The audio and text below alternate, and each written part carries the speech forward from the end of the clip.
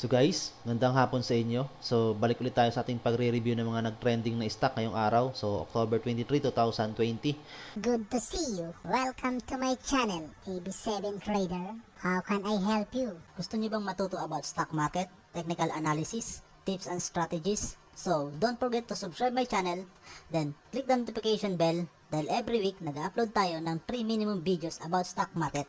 So ilan sa mga nag-trending na stock guys ECAN or AC Energy Corporation, EGI or Alliance Global Group Incorporated, BDO Unibank Incorporated, Ditos, MA Holding Corporation, JFC or Jollibee Food Corporation, Macro Asia Corporation, Merrimart Consumer Corporation, MRC or MRC Allied Corporation, Now or Now Corporation. So, ito yung mga nag-trending na stock ngayon guys. So, hindi ibig sabihin na trending sila ngayon. No? So, possible next week this is a recommended stock again. So, hindi yun ibig sabihin guys. So, pinililit natin to tulad sa ating mga sinasabi. So, hindi natin nirekomenda mga stock na to para pag-tradean natin. So, ang ginagawa ko lang natin is magbigay ng konting view about sa pagre-review ng technical o paano basahin yung technical. Ano ibig sabihin ng technical? Kumbaga, magkaroon tayo ng konting instinct para magkaroon tayo ng bias sa darating, kumbaga, sa pagpipili ng mga trade natin na stock. So, guys, tingnan natin ang technical indicator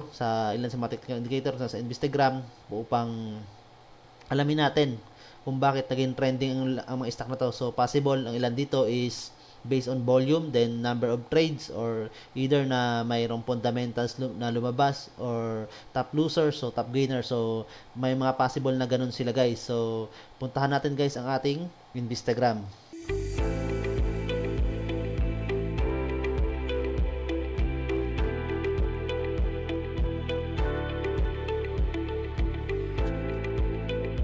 So guys, nandito na tayo sa ating Instagram. So, unahin nating tingnan ating Philippine Stock Exchange Index or PSEI. So, naka-day candle tayo. So, mapapansin nyo.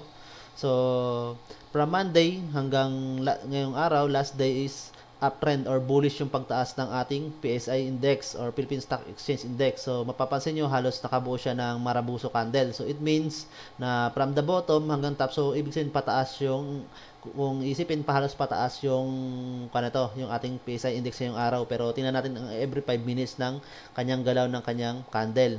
So ngayon 23, so mapapansin nyo dito siya nag-start, so nagkaroon siya ng gap up sa opening niya. So kahapon nag-closing siya sa 6,344.63. So ngayong araw, so nag-opening siya sa 6,370.92. So, medyo malaki yung kanyang gap na sa opening. So, tulad ng sinasabi ko, so, continuation, ibig sabihin, pataas yung trend ng ating PSI ngayon ngayong araw. So, dito tayo sa day candle. So, mapapansin natin dito, yung volume niya is 1.38 billion. So, pero medyo mas mababa siya compare nung nakaraang 2 days. So, may value siya na 8.49 billion. So, medyo malaki at net foreign buying niya. So, mayroon siyang investment na pumasok guys na 795.65 billion. So, medyo napakalaki na yan guys. So, almost masasabi na natin na nasa 10% or 8 to 10%. So, number of trades, so 130.41.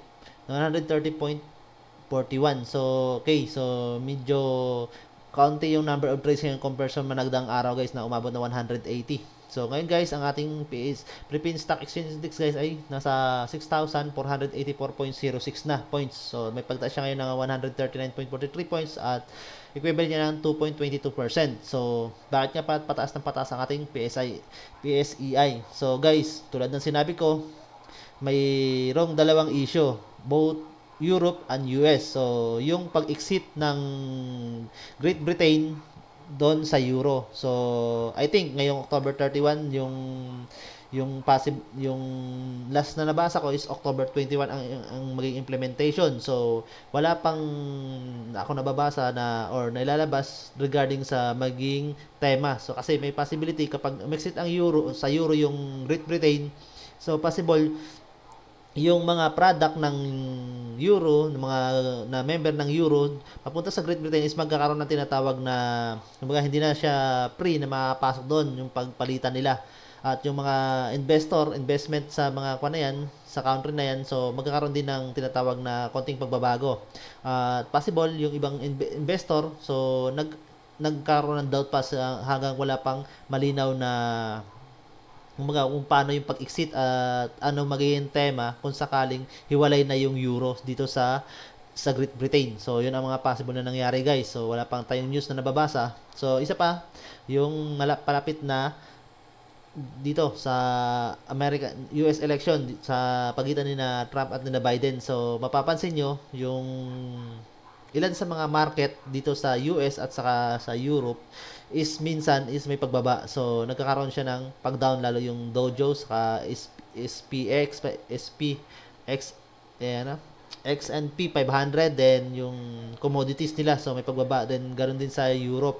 So, mga market ngayon guys na medyo maganda yung naging takbo from this week is yung Hong Kong, then Singapore, Mumbai Stock Exchange, at yung may pagtaas ngayong araw is yung Nikkei 25 to 25 ng Japan, at yung Asia Dojo Global sa Japan din. Then yung kwan nga lang, yung isa pa sa mga may pagbagsak din naman na kwan ngayon guys is itong sa China, so yung Shanghai Stock Exchange. So medyo may pagbaba ngayon yung kanila, yung index nila. So ilan ito, so bukod dito sa PSI, so nandiyan nga yung banggit ko ng mga stock exchange na dito sa Southeast Asia na may paglago. So bakit nandito sila lumilipat, at possible bakit marami din lumilipat sa Pilipinas? So marami kasi mga opportunity na pwedeng pag-investan ngayon guys sa Pilipinas, tulad ng dito nga yung nalalapit na pag oil exploration dito sa West Philippine Sea, then yung telco, so upgrading tayo ng ating technology, then sa mga mining, at possible din sa mga real estate development guys. So yung tinatawag ko nga na from yung conversation ng green energy. So, yun ang mga possible na mga pag-investan ng mga investor sa atin. So, ito lang naman ang Southeast Asia ang pinaka magandang pag-investan ng mga investor. So, possible kaya yung mga lumalabas muna sa US at saka sa Europe na mga investor, so possible nandito sa atin pumupunta. At isa pa sa nagdala siguro ng kung bakit sa trending nitong ating index is yung pag-allow ng pagpasok ng mga investor o ng mga foreigner sa atin na may hawak na investor visa. So, yun guys, ang masasabi lang about dito sa ating PCI kung bakit naging ganun siya. So, ngayon guys, unahin natin ay si ACN. So, ACN. So, continuous yung pagtaas niya guys. So, simula nung naglabas siya ng mga news regarding sa mga new project, new project na gagawin niya, hindi lang dito sa local, pati sa global. So, yun ating nakuha dito kay ACN. So, punta tayo guys sa ating Bollinger Band. So, ngayon nga, yung indication na binibigay nitong ating mga technical indicator guys is sobrang overbought na. So, mapapansin nyo dito sa RSI natin, dito sa day candle, yung ACN is nasa almost 84.1165. So, possible guys na magkaroon to na pag-down itong tawag natin, yung ating RSI. May possibility na may pagbaba na tong presyo guys, or bababa yung presyo, or possible na baka magkaroon dito ng yung buyback of share guys, share buyback na tinatawag. O bibilhin pabalik ng company itong tawag dito, yung mga share na hawak ng mga trader, or possible yung mga small time investor. So may mga possible. So marami na rin dito yung tinatawag natin na dito tutusin makapag-take profit. Pero bakit puro buying pa rin yung dito? So kasi nga guys, kung ang possible, kung lahat ng pumasok dito is investor, so possible na magkakaroon talaga to ng pagtaas ng presyo guys. So tingnan natin ang day candle nito guys, ay every 5 minutes candle. So mapapansin natin sa every 5 minutes candle guys, so 23, so may indication na bumababa na siya guys. So naghahag na yung mga price candle dito sa ating simple moving average. So may tendency na medyo may humihila na ng mga selling dito guys. So may selling na dito sa mga part na to. So may price candle na medyo malaki dito. So yun nga lang, hindi nga lang siya supported ng volume. So dito sa part na to, so ito lang yung pinamalaking candle, pero yung price niya man guys is hinila rin pataas, pero yung volume niya medyo malaki, pero hinihila pa rin pataas ng mga buyer guys. It means tinataas pa rin yung price. So may possibility na magkaroon pa to ng continuation ng pagtaas if hindi magkaroon ng buyback of share ang company na to guys. So tingnan natin. So mayroon siyang foreign investor ngayon guys na pumasok kasi. So 9.55 million. So yung volume niya ngayon guys is 25.02 M. So may siya, current price siya na 3.89, so equivalent yan is 95.49 million. So medyo napakalaki yung net foreign buying niya, almost nasa 10% ng kanya guys.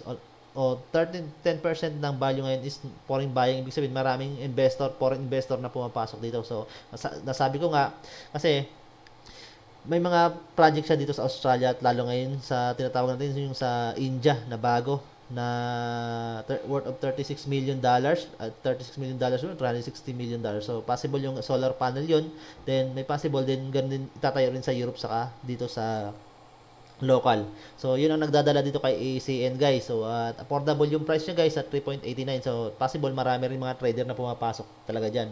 So if kung isa kang intraday trader, so masasabi ko may possibility na guys na kumbaga hindi na good sa atin na mga trader kung intraday trader tayo or weekly trader tayo na kumbaga isipin natin mag-gain yung pera natin diyan within a week lang. So may kumbaga mahirap isipin yun, pero kung isa kang investor, so may possibility na may pagtaas yan yung kumbaga yung price nito in the future kasi nga may mga project siya na mga ginawa. So ibig sabihin, may tendency na in the future, kikita siya or magkaroon ng income yung company. So, kahit bumaba naman tong RSI nito guys, so hindi ibig sabihin tong price na to guys is totally nabababa siya. So, tulad ng sinasabi ko, may kakaroon ng tinatawag na sideways or narrowing. Mag-sideways itong price at magnanarrow itong Bollinger Band. Ibig sabihin, hihina yung trend. So, may possibility pag humina yan trend. So, mga ibang mga trader dyan or mga semi-investor na may tendency na lumabas guys or magbibitaw ng kanilang share. So, yun ang ating masasabi. So, kung hawak na ng company ulit yun, so possible na ibenta ulit nila yun kung maibili nila sa sa halaga na kanso, ibibenta nila sa mas mataas na halaga compared dun sa nabili nila. So, sumod guys si AGI. So, Alliance Global Group Incorporated. So, isa rin siguro sa masasabi ko rito is sobrang overbought na talaga ni AGI guys. So nandito na siya no. So 80. So puro buying ngayon. So bakit nagkaroon to ng buying guys? So ngayong araw. So possible ang nagdala ngayon dito yung sinasabi ko nga kanina, yung may inaalaw na pumasok yung mga foreigner dito sa ating bansa na may hawak ng visa may hawak na investing visa or investor visa ba yun? So, I think ganun, basta may hawak siya na investor visa. So, possible kasi guys, na gumanda yung takbo nitong si Alliance Global kasi nga, isa sa mga subsidiary nito is Mega World. So, possible, kung may papunta na dito, na mga foreigner, so may possible na tumuloy yan sa mga hotel. So, possible, di ba? Halos lahat naman dyan na sabi natin na hotel malapit dito sa airport natin is under ng Mega World. So, yun ang aking masasabi guys. Kaya, medyo, kumbaga, pinasok agad ng mga investor. So, mapapansin nyo rin dito. So, volume niya ngayon is 21.48 billion. So, may value siya 8.60. So, may price na 8.60, then may value siya na 117.18 million. So net foreign buy niya is 15.42 million. So almost 8% o naglalaro na halos 10% yung kanyang foreign investment ngayong araw. So number of trades is 2.67k. So tingnan natin guys every 5 minutes. So halos yun ang sinasabi ko. Halos marami guys ang investment dito. So, napaka-huge sa mga volume na ito. So, buying ito. So, may mga nagsiselling. So, may mga nagsiselling sa price na to. So, hindi naman hinahayaan ng mga buyer na yung price is mag-down. So, dito nagkaroon ng selling dito pero hindi supported ng volume ng mga price na to. So, napakaliit ng volume na to guys, pero then hinatak ulit ng mga buyer. So, sa part na to. So, ito sa hanggang sa part na to. So, majority of ngayon guys, o trader sa ngayong araw is or investor is buying. So dito mapapansin nyo. So tingnan natin guys ang naging transaction nito yung araw. So ito may mga 2K, may ilan sa mga tao dito. Ito mga 600, 400. So masasabi natin ng mga trader. So the rest may 15K, so 1.4K, so 10K na mga tawag dito ng number of share na binibili. At mapapansin nyo, so merong tinatawag dito na yung seller saka buyer na brokerage. So halos iisa lang guys. So may things na nagkaroon ng cross trading na tinatawag. So ito, so common yung seller, so common din yung mga buyer dito guys sa part na to. So halos call nandito sa yung the last remaining. So possible nga may mga investor dito. So may 114K pa dito, pinakamalaki to. So possible na investor yan. So from first metro to MACQ na kwan.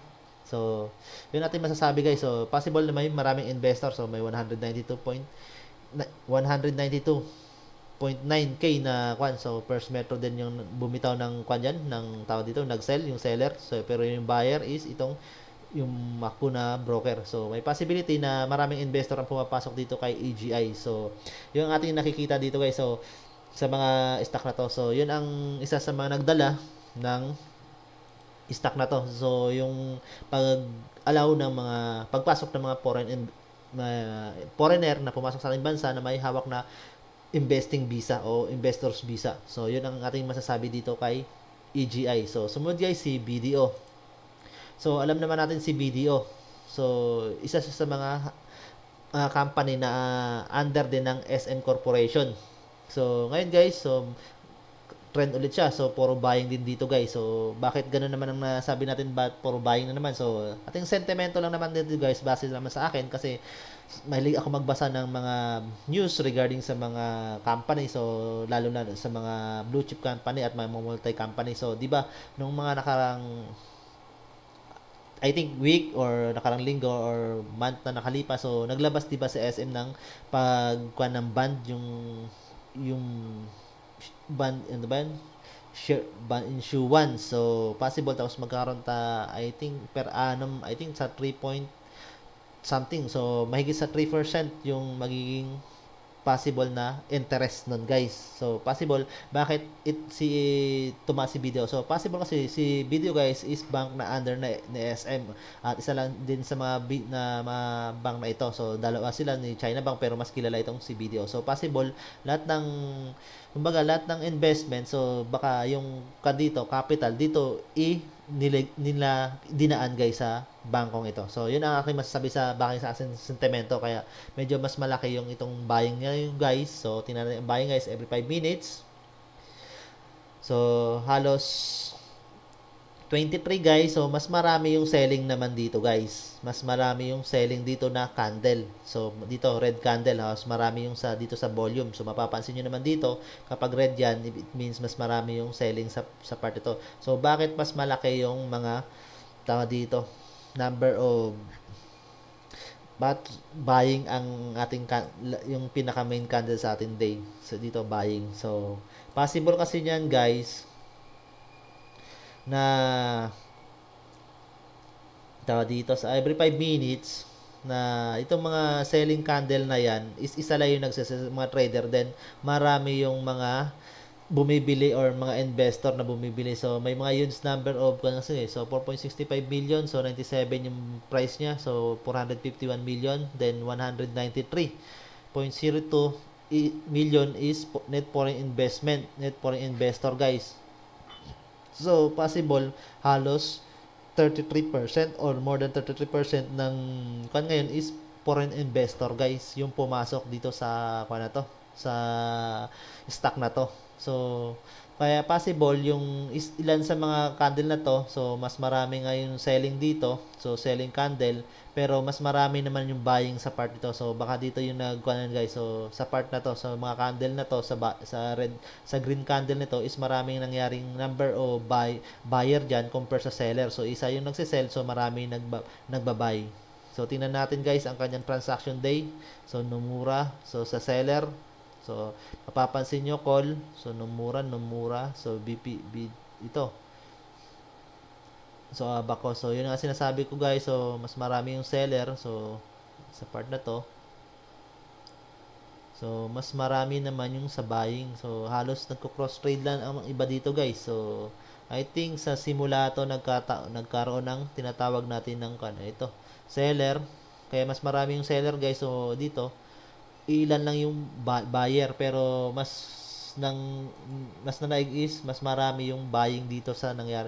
Buyer dito, guys, sa number of trades mas marami yung buyer sa nagkuan dito. So, isa lang yung nagba-buy, isa yung marami yung bumibili. So, possible another week, guys. So, BDO. So, tingnan nga na pala natin yung price candle kung ano yung maging mangyayari. So, yun nga lang, guys, nagkaroon siya ng tinatawag dito na masyadong huge na price, yung pagtaas ng presyo, then hindi naman yan nasuportahan din at nahila naman pababa ng mga seller. So, yun nga, yung sinasabi ko sa inyo na lumalabas na sila. So, nagtitake profit na. At yung price candle dito sa 5 minutes, guys, so, sa ilalim ng ating simple moving average at ang iba'y nakahag naman dito. So, may possibility nga na itong stock na to, may possible na bumaba na yung presyo. So, para magkaroon tayo ng konting bias, so, tingnan natin yung alligator sa 5 minutes. Pero sinasabi dito ng alligator, guys, is may tendency pa na umangat pa yung price. So, ito, yung green. So, nasa taas pa yung leaf. So, nagkaroon siya ng reversal in ngayong I think yung yung prediction niya sa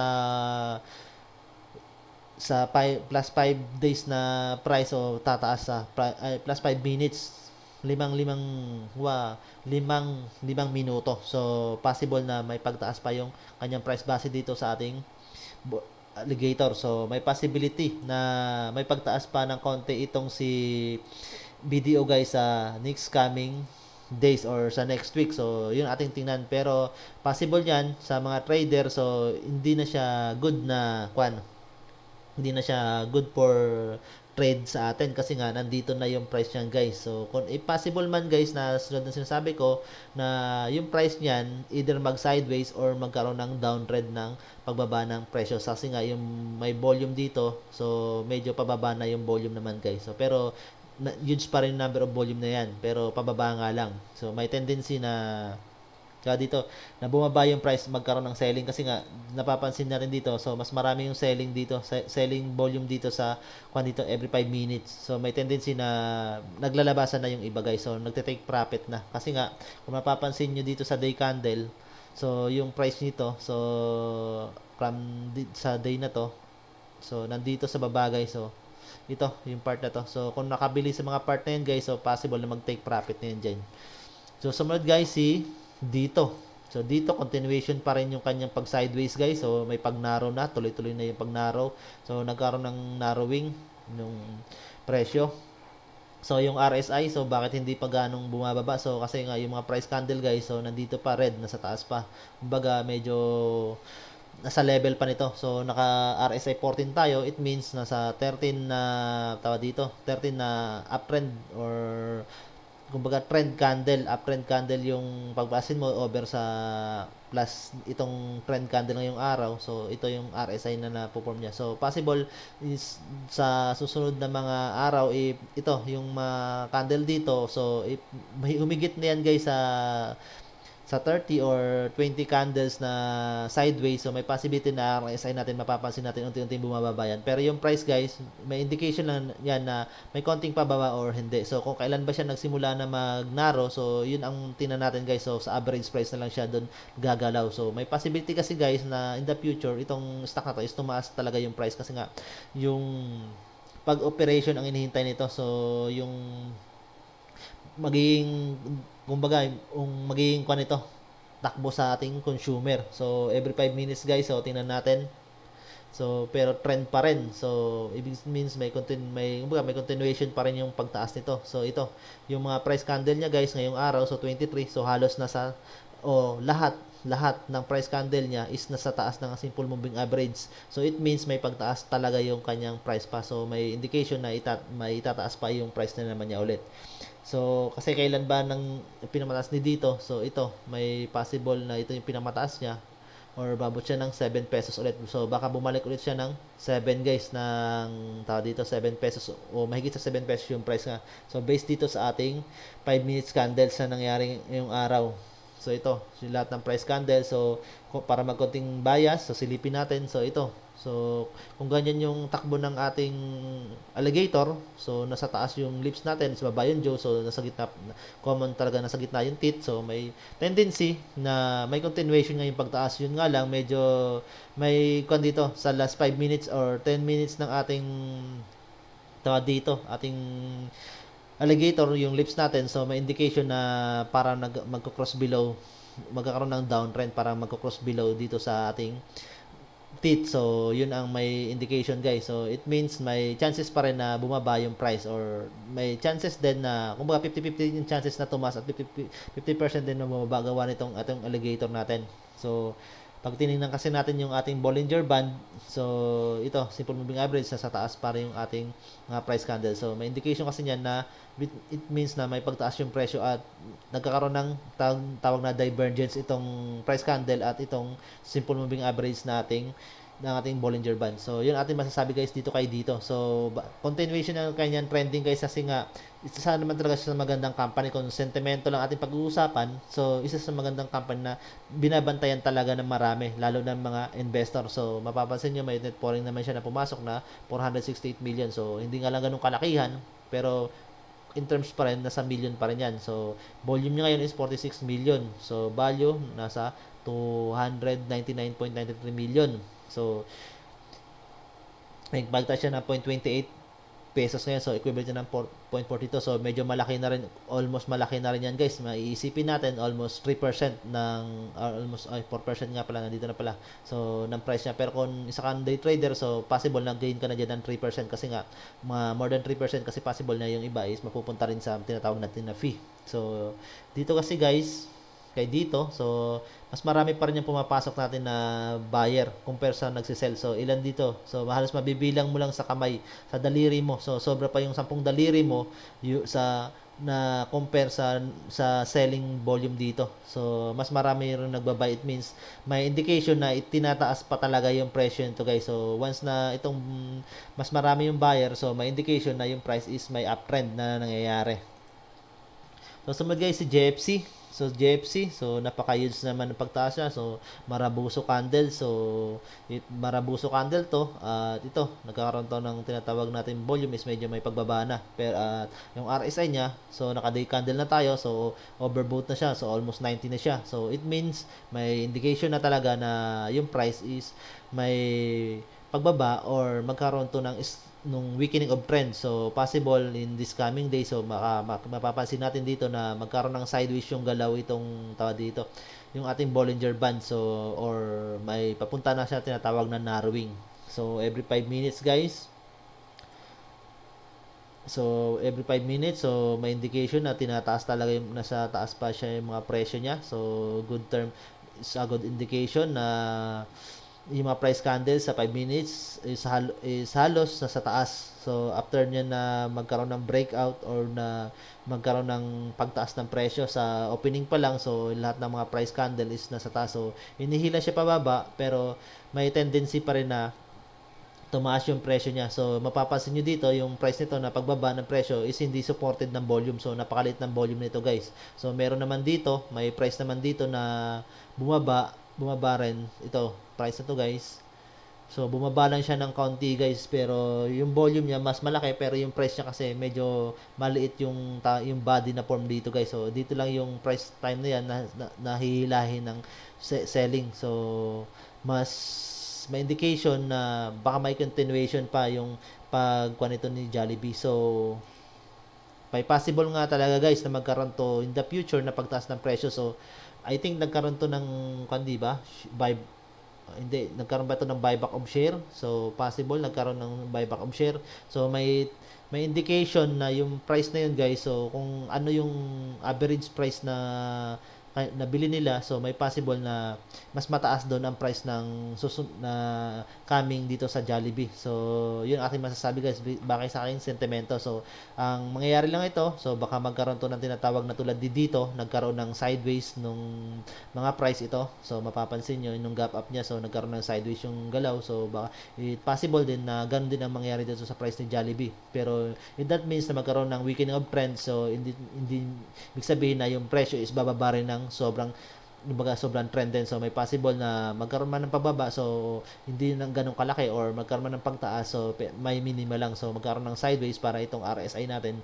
So ang possible na bumaba to, or either na yung ibang may hawak na mga stock is kumbaga mag-take profit na, so magkaroon ng tinatawag na pagbalik na sa company yung mga share. So at possible pag bitaw ng company, syempre binili nila yun sa binili ng 20, so may possible na 21 o 22 ang ibebenta nila para magkaroon naman sila ng income, so at tumaas yung kanilang financial capacity. So yun ating mga sentimento sa mga ganyang bagay, guys. Kung business minded ka, iisipin mo na ganun ang nangyayari. So at possible din sa nagdadala dito kay Jollibee, guys, yung mga pag-opening niya ng mga brands sa sa ibang bansa. So yun ang nagdadala. So may dalawang tayong nabasa doon sa tinatawag natin sa Hong Kong at saka 'di ba sa Room. So at saka isa pa yung sa China. I think may nag-open din siya sa China ng isang branch nito, guys. So hindi ko lang I think kung exact location kung nung time na nabasa ko. So yun natin masasabi kay JFC.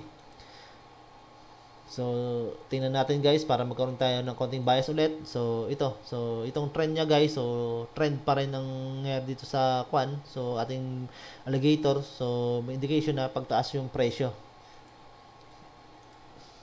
So, sumunod, guys, si MAC.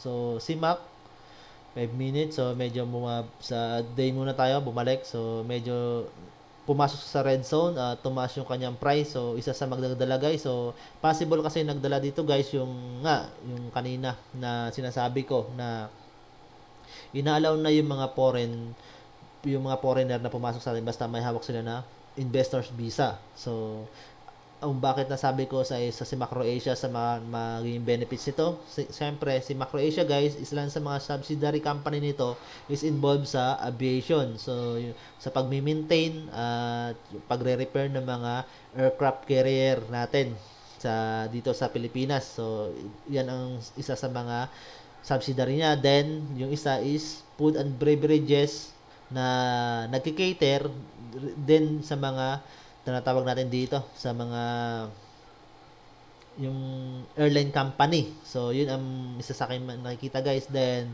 ilan is mining. So yun ang aking nakakuha dito kay Macro Asia. So possible na ito sa mga dinumog na mga trader or investor. So I think every 5 minutes, so mapapansin natin, so may huge number of dito. So marami yung buying sa part na to, guys. Mas marami yung buying sa kanya, pero sa day candle niya, so I think selling ba, pero buying nga. So buying siya, pero foreign buying siya na 355.33k. So may kumbaga negative ang foreign investment niya. So may volume siya na 9.99 million, almost 10 million. So may price siya na 5.54, tumaas siya ng 0.15, equivalent to 0.86%.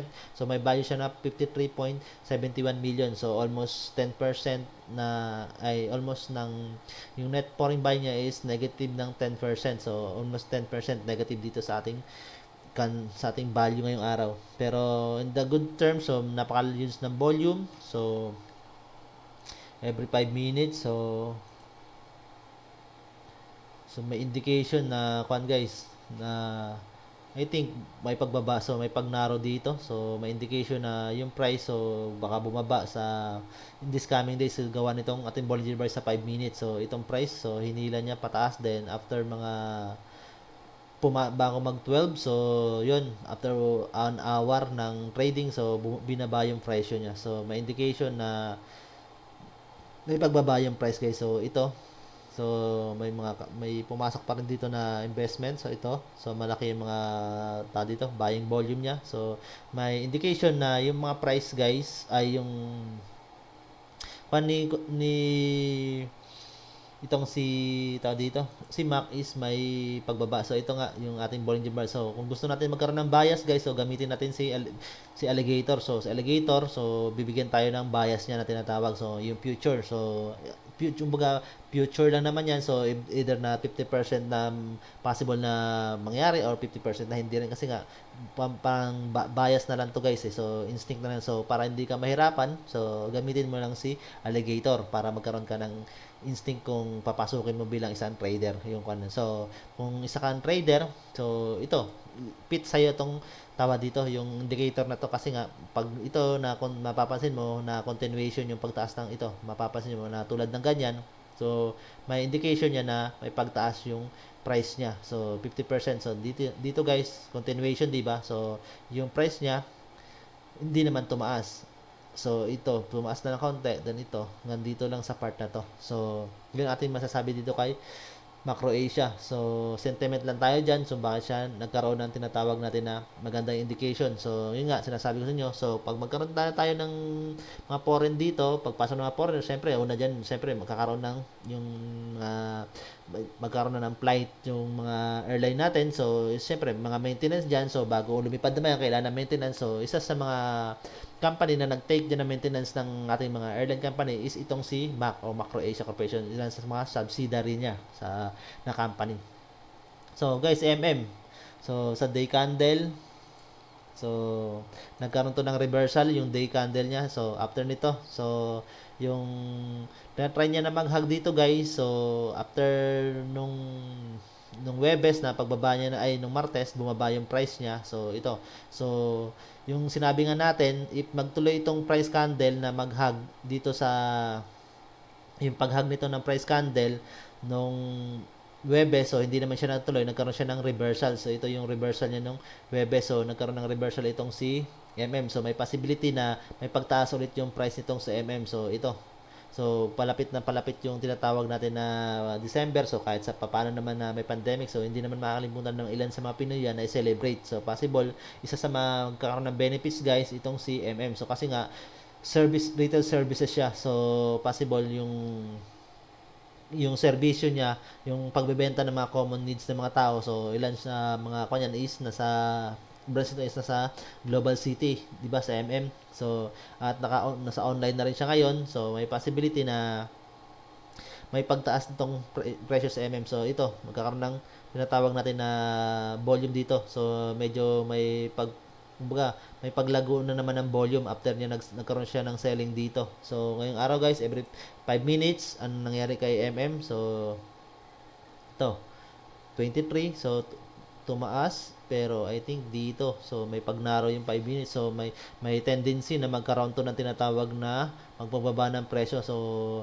yung last 2 hours ng trading niya, so nagkaroon siya na or last 2 hours nga ng trading niya, so nagkaroon siya ng pagbaba ng presyo at naghag dito yung mga candle. So may possibility kung isa kang trader, so may tendency na magkaroon to ng pagbaba or either kung sakali man magkaroon ulit ng reversal, so may tawag dito, may chances ka na magkaroon ng take profit. So dito naman kasi, so medyo malayo pa naman yung tinatawag na overbought. So may indication kasi na may pagtaas ng presyo. So may resistance nandito na ito, yung part na to. So ito, strong resistance na masasabi natin sa part na to. So sa 3.5 guys, ang strong resistance. So sa 3.5, kung strong resistance yan, so nasa 3.31 siya ngayong last day. So last day ngayong week. So possible kung 3.5, so may 0.19. So may possibility pa na almost 5% ang kung mapag-take kung trader na mapag-take. So yun ang ating masasabi guys. May chance pa na kung ma-break niya yung 3.5, ibig sabihin, may chance pa na tumaas yung kanyang price guys nitong si So, ito lang naman ang strong resistance na mapapansin ko dito na medyo malakas guys. So, itong 3.5 na to. Sa 3.5. So, sunod guys, si MRC. So, MRC may pagbaba na ng presyo. So, 3.05. So, hindi naman talaga siya for trading. So, pang investment talaga siya. So, nagkakaroon ng sideways. So, either na pag nag-narrow ito, so may possibility na bumaba ng konti yung price niya or either na tumaas man ng konti or either na ito na yung price niya. Maglalaro lang dito sa 3.6 to 3.65 na to. 0.365 pala. So, 0.336 pala yung price niya. Maglalaro lang dyan hanggang sa 0.365. So, yun ang mangyayari. Pero, I think in the future, so mapapansin natin, so baka may pagtaas itong si MRC Allied. So kung tumataas yung mga ibang mga company niya na hawak, so may possibility na tumaas din ito guys. So ang kung kasi nito is focus sa green energy, then sa mining, sa township developing na mga green na with na using green energy na tinatawag, yung sinasabi ko na lagi. So ito guys, itong stock na to is for investment talaga siya. So hindi siya pang trade. So kung isa kang trader, so possibility na dapat malaki yung capital mo dito. Kasi sa tick size na pagbago nito guys, so mapapansin mo 0.005 ang kanyang tick size na pagbago. So kung may 1 million ka, so may possibility na may 5,000 ka. So number of shares. So I think minimum dito. So kung lot size at yung normal at ang gamitin mo is nasa 100,000 yata ang minimum na na number of share na kailangan mong bilhin. So possibility na kung 100,000, so 30,000, so possible kung may gusto magkaroon ng 1 million, so possible na may 300,000 ka. So para kumita ka ng tinatawag natin na 5,000 pesos kung saan trader. So, yun ang ating masasabi guys. Kasi nga, yung stock na to guys is good for investment talaga. So, mapapansin nyo rin dito sa price niya. So, sunod guys, si Now. So, si Now, nagkakaroon na ng sideways. So, after niya na nagkaroon ng tinatawag natin na bullish nung nakaraang 2 weeks, last 2 weeks. So, nagkaroon siya ng bullish. Then, ngayon, nagkaroon ng sideways. It means na yung price nito is dito lang din maglalaro guys. So sa part na to, kung may tendency man na mag-hug ito sa ating simple moving average at mag-cross below dito sa yung price sa simple moving average din, so may tendency na bumaba man yung price nito, pero I think dito lang maglalaro sa 4 pesos. So may support naman siya dito, medyo 4.19. So may support siya na may strong support siya pala dito sa 4.68 guys, na strong support. So per support dyan, then last support, itong second support is itong 4.24. So may indication na si Now is magkaroon ng sideways ng presyo. So may pagnaro kasi itong so weakening of trend. So ibig sabihin yan, pag sinabing may weakening of trend, so magpapahinga muna yung trend na nangyari. So kung bullish man or bearish man yan, so either na kumbaga lalaylo din yan. So after nyan, magkakaroon ng panibagong trend. So ngayon, sa mapapansin natin sa mga price candle niya, so halos nasa pa lang naman yung kanya sideways na galaw. So sa part na to, dito sa part na to, yung sideways niya, almost 2 weeks na rin naman siya nagkakaroon ng sideways na galaw guys. So may tendency na may pagtaas itong Sinaw. So kasi nga, di ba nga, pang-apat siya na telco sa atin. So possible na maging maganda yung maging service niya. Pero yung sa mapapansin niyo dito sa price niya kasi, so nung mga nakaraan, so medyo kumbaga medyo mataas na siya up nung compare nung nakaraang taon guys. So ito, mapapansin nyo. Pero kung tangkilikin ng kanito ng consumer yung paging portelco niya at maging maganda yung tandem niya with other Vietnam company, so may possibility na gumanda yung tumaas yung presyo niya. Pero I think so maglalaro muna to dito. So by volume siya na 0.68, so 4.89, 47.59 million. So may foreign investment siya na 253.97. So may lumabas siya na foreign investment. So telco siya. So kung may lumabas diyan, so may indication na may mapapansin sila dyan na may pagbaba or baka magkaroon nga ng tinatawag ng sideways yung price. So yung ating masasabi guys sa mga technical ngayon. So wala tayong nire-recommend ng mga stock dito na pag-trade nyo. So sinasabi lang natin yung mga indication ng mga technical indicator, tulad nitong Sinaw, magkakaroon ng sideways yung kanya, yung price niya, at itong nagkaroon ng narrowing. So ibig sabihin, nagkaroon ng weakening of trend. So ibig sabihin, either yung price niya is bumaba or tumaas ng kaunti lang. So kung pag-hug pa yan dito, so may tendency pa na bumaba pa yung price sa kwan na to, sa kumbaga bumaba pa dito sa support na to guys, na 4.60 kan 4.69 ba yun? I think kanina sinabi ko 4.69 saka 4.22 or 24. So 4.24 saka 4.69 or 6, I think 4.60, sabihin natin sa 4.6, so saka 4.2. So yun ang mga support natin na babantayan. So pag bumaba dito sa 4.69 guys, so ay 4.6, so may indication pa naman na may 4.2 pa naman. So bago siya bumalik dito sa price niya, di ba, bago siya nagkaroon ng trend. So after niya na maglabas ng yung fundamentals na pang-apat na telco sa 2.2 pesos pa. So medyo malakas pa yung support na ating nakikita dito guys. So wala siyang resistance na sa tapang taas guys, na strong resistance na nakikita. So, dito sa 5 pesos. So, may indication na ito lang, isang resistance lang sa 5 pesos ang kan. So, medyo malapit. So, 4.89. So, 0.11 na naman ang kwan niya. Ang kanyang kan. So, tinatry niya nga na i-break tong kan kanina, 5 pesos guys. So, yun ang ating masasabi dito kay